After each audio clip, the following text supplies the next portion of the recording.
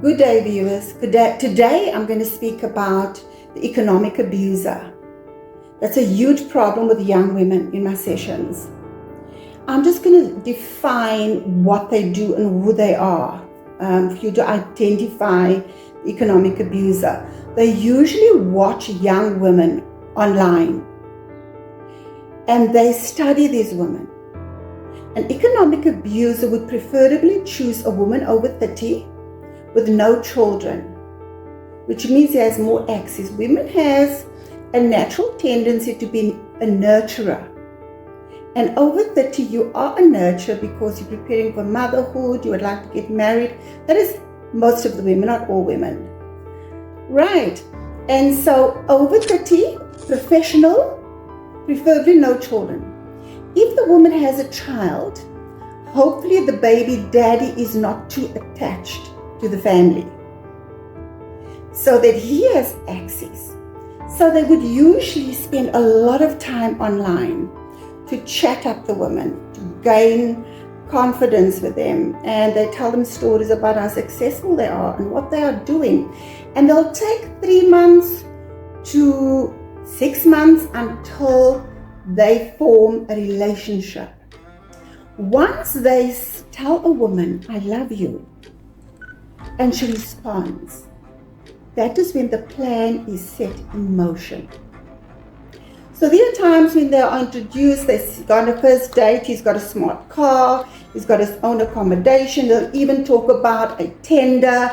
While she's sitting one side, he'll talk to someone about the tender that's due and just think it's a successful man and he's going to get a few millions of rands, or they're busy with projects.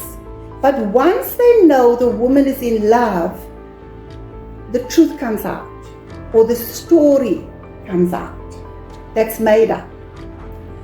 So the story would be, I've had an accident with my car, I've written off the car's broken, may I use your car? It starts off with, I've lost my project, I lost my tender, can I move in with you? You know, I have a tender coming through, and then I will find my own accommodation. That is when conflict happens and trouble happens, because this woman is realizing that I'm in love with this guy and this guy loves me, and now he's using her car, so it's petrol for free. He's staying with the accommodation for free, he's not providing. They are very smart and they are very charismatic, very charming. And you will find towards the end of the process, he knows when he has extorted enough money. He always comes across as a victim. Oh, you know, this happened and that, but they don't ask the woman for money. Remember, they choose nurturers. And then because you're my partner and, you know, we're living together and I love you, the money starts and he starts extorting money. By the time the relationship is over, just remember, your money is gone. And it's easier for them to extort money from different women, and they can make quite a lot of money. 5 women is 100,000, 20,000, 20,000, 20,000, very subtly, very subtly.